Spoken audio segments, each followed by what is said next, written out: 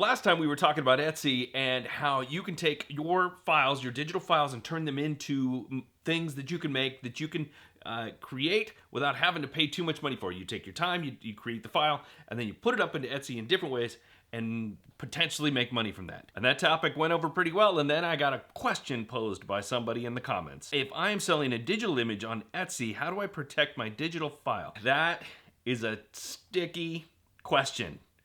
Let's talk about it. Hi, I'm Dave, and I make things. That comment actually comes from a good friend of mine named Marie Hilty, and she's an artist and a teacher. She's a creative person. She knows how to draw. She knows how to paint. She knows how to do all these things, but she's never really kind of made much of an effort to sell her digital artwork at all. She's interested in this idea, but she doesn't want to, she doesn't want to expose herself to, theft or, having her work used without her name on it. And that's a common question. A lot of people who do this or want to go down this route have this question, and it is an honest concern because there will be people who will try to steal your stuff and use it for their own purposes. Today what I wanted to talk about is all the pros and cons of doing digital downloads and what you should be considering before you even go down this route of opening up a shop on Etsy that specializes in that. We'll talk about that, but first, can you do me a favor and hit that like button, because when you hit that like button, it helps get it into the eyeballs and earlobes of all the people that need to hear this or may want to hear this. And I think that this is an important topic and you'd be helping them out. Before we move on, I just want to make sure that people understand what I'm talking about as far as digital downloads. Maybe you've downloaded something off of the internet as stock imagery. Maybe you've done it for free. Maybe you've paid for it. And like say, it could be in a photo or it could be some sort of a vector illustration or something where you bought it so that you could use it maybe in your own work. But that's just the tip of the iceberg when it comes to digital downloads. There are literally dozens upon dozens of things that you can create and sell on Etsy that somebody may be wanting to buy. For instance, you could sell website templates as a digital download. You could sell resume templates. You could sell PowerPoint slides as a template, business card templates, postcard templates, brochure templates. You could do all kinds of stuff as business related stuff. You can also go more personal route where it's like celebratory things like party favors and party things and whatever things that people use at parties that you've seen, like maybe it's like a pin the tail on a donkey that you've drawn and you've made it so that somebody can print it out and has all the tails that you can have people cut out. Maybe it's they want to use it as stickers that they put on a sticker sheet so that they can turn that into something that they put in their gift bags or whatever. There's so many different things, and there's plenty of videos out there that'll tell you all the different things that you can do. In fact, last video kind of went over a lot of this, but there's so many different things that you can create as a digital download for other people to use, and there's definitely a market for a lot of them. Is it a huge market for every single one? No, but there is definitely a market where you can create something and sell it as a digital download and not have to worry about sending them something in the mail, paying postage. It's basically just a digital file that gets transferred to them as soon as they make the purchase, and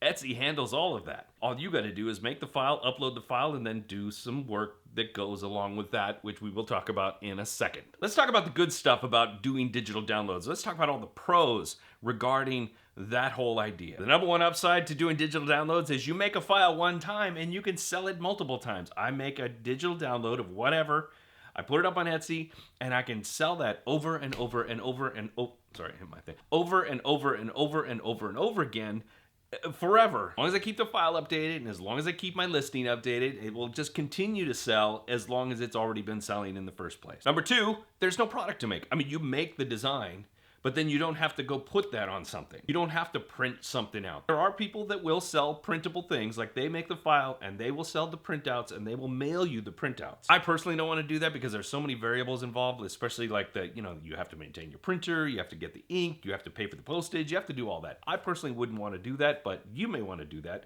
We're not talking about that though. That's not why we do digital downloads. We don't want any of that.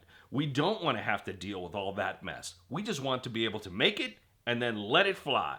Third upside to that is no inventory. I don't have to have shelves for any of these digital download stuff. I just have to have a little bit of computer space. Number four thing is that once you've made something, you can actually take what you've made and actually replicate it. Let's say, for instance, you are making a business package for somebody to download. So it has the business card, and the postcard, and the brochure, and the resume, and all that different stuff in one file. You can create that file and give that file to somebody to use so they go and edit it and do all the stuff that they need. And then all you have to do is take that exact same file and change out the imagery, maybe change out the typefaces, and do all this stuff, and then you've got a second one, and then do it again, and you got a third, and do it again, you got a fourth, and then you package them all together, and then you got 5, and then it just keeps going on and on and on. One file can turn into multiple files after the fact, and it's a lot easier than having to make a brand new thing every single time. The fifth thing that I think is really cool about digital downloadable things is that you can sell them on Etsy, and you can sell them other places. You can sell them on your own website, you can sell them on places like Creative Market or Envato. There are a bunch of different ways that you can sell these items, and you've only had to make one file, and then you just have to go and distribute it wherever you want to put it. Sidebar to that is that places like Envato and Creative Market, they require a certain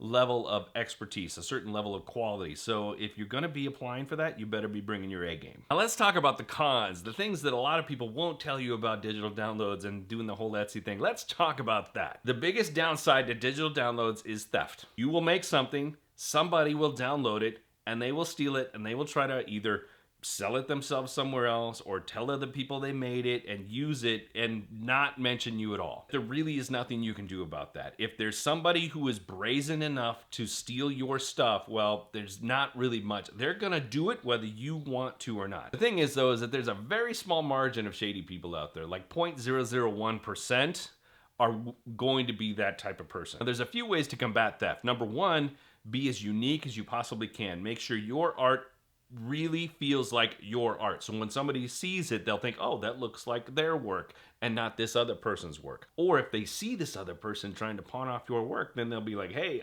you should see this person over here. I think they're using your stuff. Number two, make sure you put diligent work into explaining to people that this is not for commercial use. They don't get to turn around and take your art and do whatever they want with it. Or if they want it for commercial use, then you have an extended license that costs considerably more, and then they can buy that, and then they can use it if they want to. You put that info in your descriptions, you put that in all of your information within your Etsy shop, you put it in as a file attachment into the zip file that you're gonna send to the people when they download it. The README file that says, hey, don't be a jackass, this is not for you to turn around and sell. The second reason why digital downloads can be difficult is the competition. There is a tremendous amount of competition. Like all you have to do is go into Etsy and start searching for digital downloads of whatever it is that you want to make, and you will see tons and tons and tons and tons of people that are trying to sell the thing. So if you have a unique style, a unique idea, a unique approach, maybe it's just color or motif or whatever, if you have a unique approach to this, then you probably be better off. Will there still be plenty of competition? Of course. Will you still need to find a way to get found? Yes, of course. But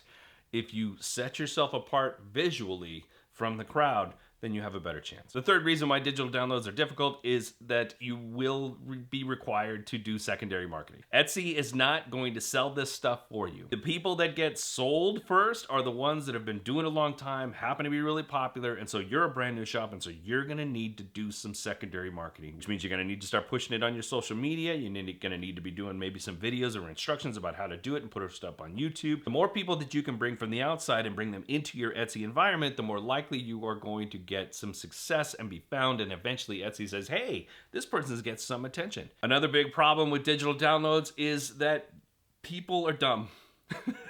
I'm going to be super blunt about this. They will buy your product without reading anything, and they'll get it and they'll be like, I don't know what to do with this, or I thought I was buying an actual print, not the digital downloaded print, even though it says clearly in your title, clearly in your description, clearly in the information that they downloaded that this is a digital file. They will still turn around and they will say, well, I thought I was buying a piece of art. Take it from Tommy Lee Jones. Well, why the big secret? People are smart. They can handle it. A person is smart. People are dumb, panicky, dangerous animals, and you know it. Essentially what I'm getting at here is that customer service is going to be an issue, and it's going to be of a particular issue with digital downloads because people it's like brain fog. Things just shut off. Maybe you have a better tolerance level for that stuff, and you're open to the idea of instructing people how to better understand the products that you're making, or you're doing the footwork to create the FAQ pages and the information within the listings and giving the people the information where you got, so that all you have to do is say, hey, look, it's in the listing. All the information is right there. Let me point you to it. Here's the link. Go. Or when they buy it from you, you can actually have that link in the thank you note. Hey, thanks for purchasing. If you have any questions, here's my FAQ. If you have continued questions, make sure you find me. Because ultimately, you want to have a really good relationship with these customers. If you can get a good customer satisfaction rating in Etsy, then the algorithm will look at that and say, hey, this person's getting a lot of attention and they got a lot of good customer feedback, so let's promote them. But there's a lot to consider when it comes to doing digital downloads. And if you're still considering to go down this route, then let me give you a few more tips to help you along the way. These are not in any particular order except for this first one. This first one is the most important. The critical thing that you need to consider when you start your Etsy shop is do your research. The more research you do, the better off you're going to be. Now, there's something to be said about analysis paralysis, where you do too much research and you can't get your head wrapped around some of this stuff. I get that. We don't want that. But what you do want to do is make sure you understand, number one, what it is you want to make and how you are going to fit into that space. And the best way to fit into that space is to niche the hell out of it. The more niche you can make your shop, the more likely you are going to get found. You could be the invitation person, where people go to you to buy invitations for all their different events. Or you could be the wedding invitation person, where people go to you for all of the different wedding invitation options that they want. Or you could be the wedding invitation person that specializes in LGBTQ weddings. That is just one potential example. If you can get found by a very specific subset of people, and those people continue to come to you to buy that thing, well, there you go. You're getting the success. You're getting the sales, which makes the algorithm go, hey. And then you're getting the positive feedback, which makes the algorithm go, hey! And then you're getting repeat customers to come back, or you're getting referrals, and you're getting people leave good reviews and whatever. And the algorithm is like, what is going on here? Hey, let's send everybody over there. There is something to be said about going too niche, but you can do micro niches within your bigger niche. Maybe it is wedding invitations for LGBTQ people. Hey, there's goth lesbians that really want to get married, or there's entrepreneurial gay men who want to get married. There's a whole lot of ways that you can go at this, right? And this is just one example. You take your niche and just drill down. Third tip, share proudly. Once you've established what it is that you're trying to build, share it everywhere. Establish yourself as saying, hey, look, guys, this is the thing that I'm doing now. I am doing this thing. This is what I'm doing. These are my links. Please go here. If it's not for you, share it with somebody who you think might be appreciating it. Share proudly. Share often. Own your stuff. If you are trying to make a dent in this arena, then you need to be proud of it, and you need to share it as much as you can. Maintain your style. Don't build a shop where it looks like a mishmash of all different types of styles. First it's cutesy, then it's flowery, then it's, minimalist, then it's modern, then it's dark, and then it's light, and then it's all these different things. Maintain your style. Yeah, I just said, hey, do the gay entrepreneur and the lesbian goths, how do those come together? You can still do those things by maintaining your style. What's likely going to happen is somebody is going to find you through one listing you posted. And then they're going to drill into your shop, and they're going to see your shop, and if it looks congruous and everything looks cool, then they're going to feel secure. They're going to feel like, hey, I've got something good here. But if it's all over the place, they're going to be like, what the hell's going on? And then they're going to bounce. Look professional. When you go and post up your listings, don't take a photo with your photo camera phone and then just post it up just like that. Make sure you do the styling that is required that gets people's attention. If you don't know what I'm talking about, all you have to do is do that research. When you're doing your research on Etsy and you're looking for the things that are similar or at least reasonably close to the things that you want to sell, you're going to be paying attention to what listings jump out at you. Which ones stand out? Ones that stand out are the ones that you should be emulating. Should you be doing them exactly like that? No. Again, your style, but there's a level of professionalism within this area that some people get and a lot of people don't. You don't want to be in this crowd. You want to be over here in the professional side. Do the work that is necessary to make yourself look top notch. Make your listing super clear. Make sure people don't go into your listing and your description and be like, what did I just read? Or there's no information here. I don't even know what I'm gonna do with this. Be super clear. almost over-explain stuff, but don't do so in a way that confuses people. There might be contradicting information there, but have as much information as you possibly can without confusing people. Keep it clean, keep it simple, keep it easy to read, but also in-depth enough to give them the sense of security that they know what they're buying. Make sure the instructions are also super clear, whether you put that in the listing or if you put it as an attachment to the file, which I recommend that you do both. When you have these instructions, make sure they are hyper clear. Make sure they are well written and easy to figure out. Because if they download this file and they look at these instructions and they'll be like, what? I don't understand.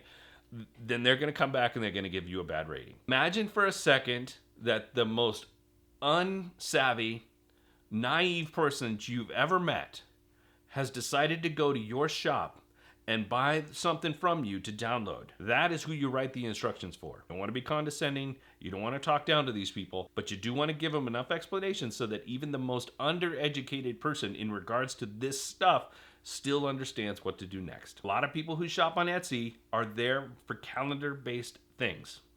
Things on the calendar that trigger them to want to do something else. So holidays, events, birthdays, whatever. So work the calendar. Make sure you're prepping yourself months in advance for the stuff that's coming down the road. Your things may not even be calendar driven, but you still should be focusing on the calendar because you never know when these people are going to buy these things. Let's say, for instance, you're making downloadables for kids. Well, people are starting to look at that stuff before the school year starts. And the school year starts in different places at different times. So you're going to want to start building and prepping that well in advance. If you're looking to get people to buy stuff at Christmas time, you don't want to start selling in November. You want to be selling that stuff in September. Work the calendar to your advantage and do so with plenty lead time. I mentioned this already, but use templates as much as possible. Templates for your listings, templates for your instructions, templates for your actual products. Use templates as much as you possibly can because it's going to eliminate some of the work down the road. If you don't think something can be templatized, just make it a template anyway because you never know. You may find a reason to use that thing later on. And the final tip is to be patient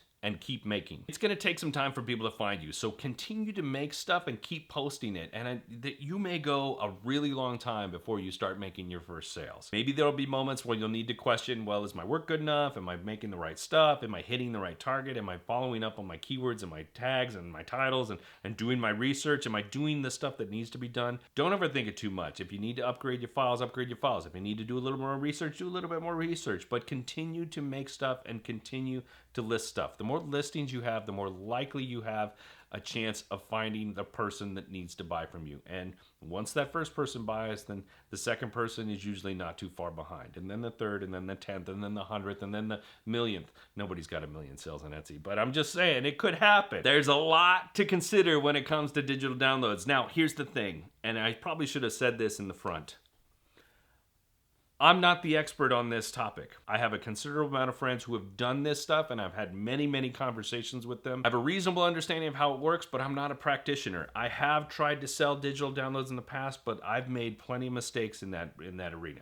If I was going to do it again, I would take all the advice that I just gave you and apply that to whatever it was I was going to make. By the way, I'm not going to be making wedding invitations for goth lesbians, just saying. Not that there's anything wrong with that, I fully support that idea, but you can have that niche all to yourself. Tons of information to absorb, lots of stuff to think about, lots of research to do. Go get to work on that stuff right now. And if you have any questions, make sure you go down to the comments and drop them down there, and I'll see what I can do to answer them, or at least direct you to somebody who knows more than me. It's late Sunday night. My wife just called me to dinner, so I'm gonna say thanks for showing up. I really appreciate you. If you haven't done so already, make sure you hit that like button. Go down there, leave any comments. If you have any comments or questions that want me to address or, talk to you about, I'm an open-minded guy and I answer all comments that come through. Also, make sure you subscribe and then hit that bell button because you never wanna miss a thing. If you're at all interested in my art and design process, you might wanna go check out that video on my other channel, or if you want to know more about what's going on with the Etsy thing, and you hadn't seen it yet,